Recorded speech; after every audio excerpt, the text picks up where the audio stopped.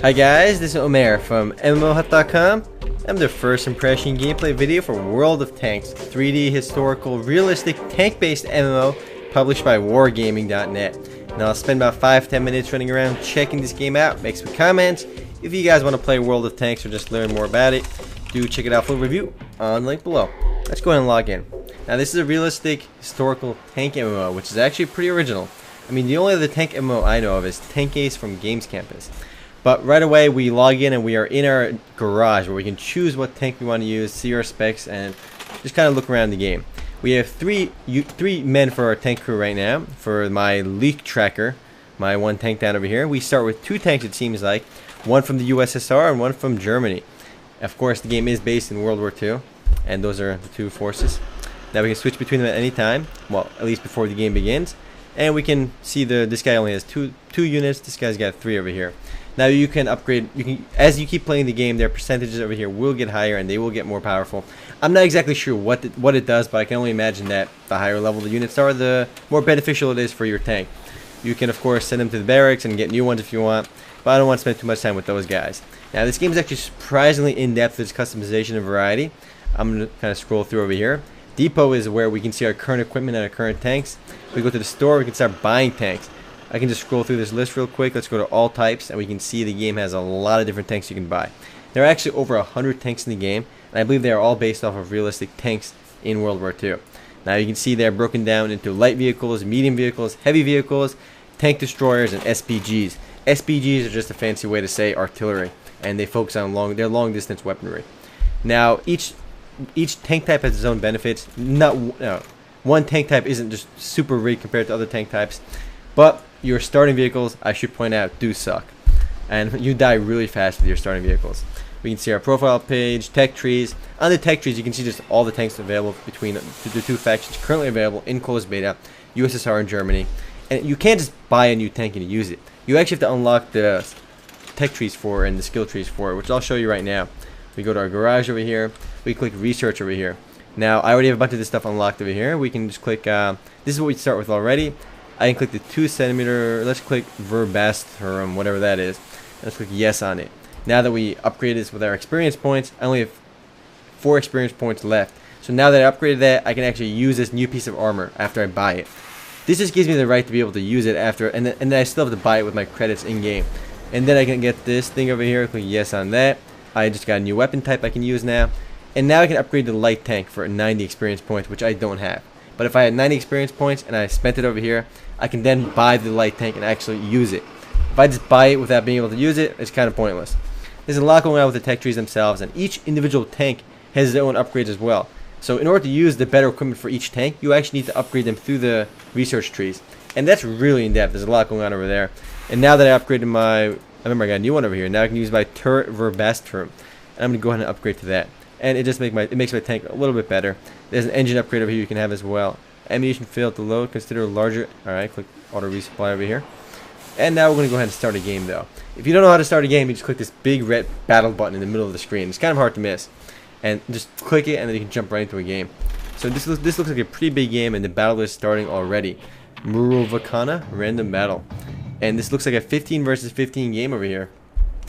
And the game filled up really fast. I mean, there was no queue to start the game. Now we're waiting for other players to load. You can see the guys on the left and right. We have a bunch of people here loading, and this is a 15 versus 15 game. And it was pretty cool that I found the game right away. Most games nowadays, if you want to find the game or just join it, it could take a little while here and there. I know League of Legends does the whole game finding system. Here I just clicked it, I'm into the game right away, making it a pretty popular game already in this closed beta. You can see in the top left, my ping is 160 ms, which really isn't that good. I usually get very low ping. But this game was developed in Russia, and I think the servers are hosted in Europe, so you may get some lag if you're playing from the US. I kind of want to shoot these guys over here to see if there's any friendly fire. The first thing I do in most FPS games I play, or most shooting games, is see if the game enables friendly fire or not. And the best way to do that is to just shoot somebody and test it. This guy seems AFK, so he's not going to complain. And it looks like there is friendly fire. I got the 72% armor. Let's go drive away before he notices. Alright, we're going to go drive away now. You move with WSAND. And wow, my tank is so slow. Look at me go up this hill.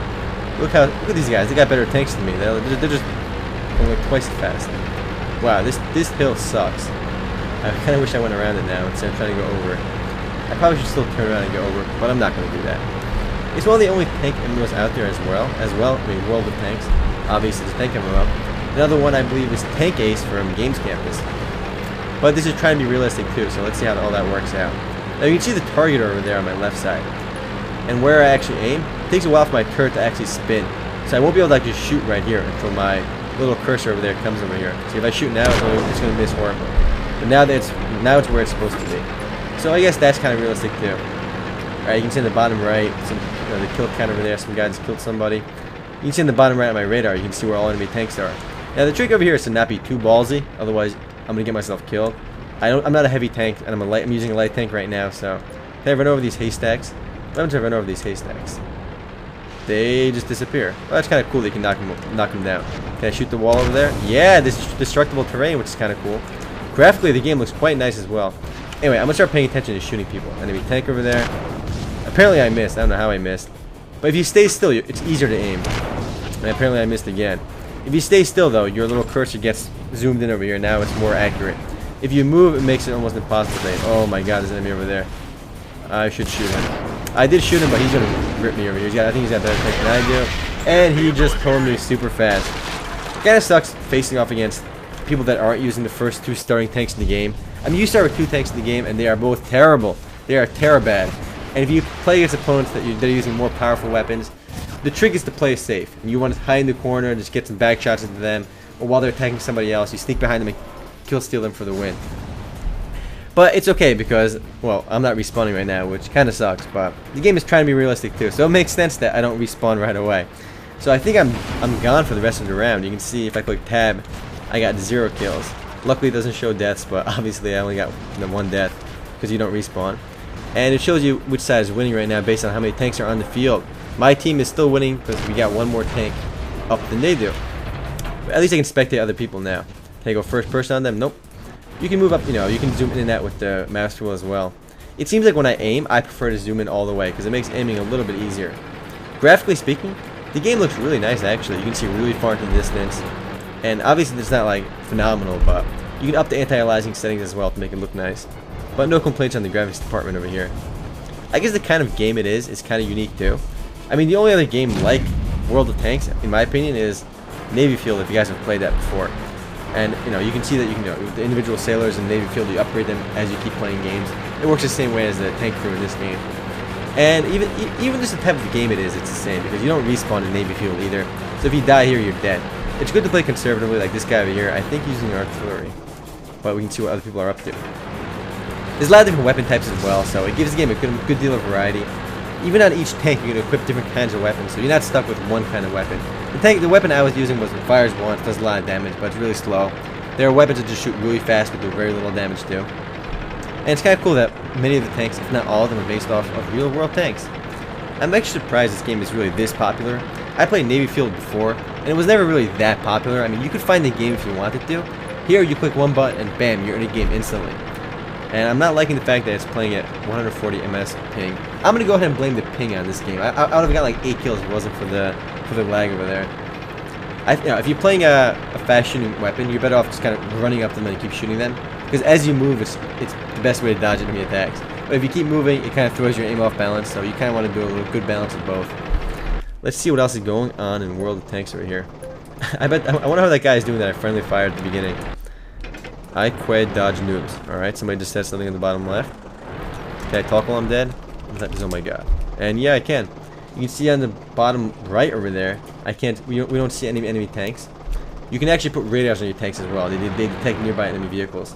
I think if your allies are near them too, they detect them and they'll show up on your map as well. There's like a grid system going on back there. I don't know how many maps there are in the game right now. I don't think there are that many, but each map is pretty different because there are maps with set in cities too, so it just changes the environment around a lot. Hiding behind vehicles are really helpful. Hiding behind terrain can be helpful too. Fortunately, I suck this game. I didn't kill anybody. Most people didn't kill anybody though. If you see the score over here, most people are 0 kills, and this one guy's got 5 kills. So this guy knows what he's doing. But he's using the Sturmpanzer 1 Bison over here. I'm using the newbie weapon, the newbie tank, the Light Tracker. So it can be a little bit discouraging for newbies to just jump into the game and realize that wow, everybody else has better tanks than you do. But I suspect that after this I shall get experience and more monies, be able to upgrade my tank and buy new stuff. And that's actually the same way as it works in Navy Field, because in Navy Field, when you start the game, you are gonna suck. There's nothing about it. You start a game, you get one shot at it, it's over. Victory, base captured. So it looks like we won. So if we capture the base, we win, or we kill all their tanks, we win. I got 144 experience and 1,000 credits. Apparently they use credits in World War II. I don't know why it's calling them credits, but it doesn't matter. Press escape to enter the garage. You can use those points to upgrade my tank, buy new weapons and stuff. So probably the first many matches you're gonna play, you're gonna suck, you're gonna die because you have a very gimp vehicle. But you can actually buy up to, looks like we can have 6 vehicles down over here at once. So you kind of switch them off in between battles if you want to try something new. Obviously every type of tank has its own advantages. I have 4,000 credits, and these tanks cost, I can't afford any of these tanks. Let's see the most expensive tank. The game is a good deal of variety. It feels a little bit awkward, the movement at first, you gotta get used to it. And I mean, it's not gonna be everyone's cup of tea, but hey, if you guys want to play World of Tanks or just learn more about it, do check it out, full review on the link below. Later, guys.